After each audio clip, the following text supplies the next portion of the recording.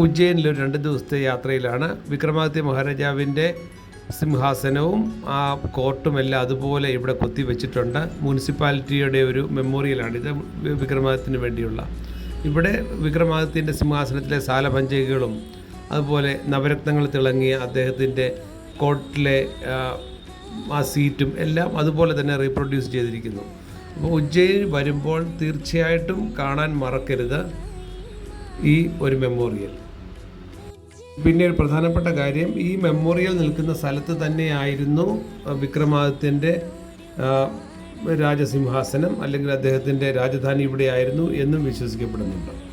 ഒരു ചെറിയ അമ്പലവും എല്ലാം ഇതിനോടനുബന്ധിച്ചുണ്ട്. അപ്പോൾ കാണാൻ മറക്കാതിരിക്കുക.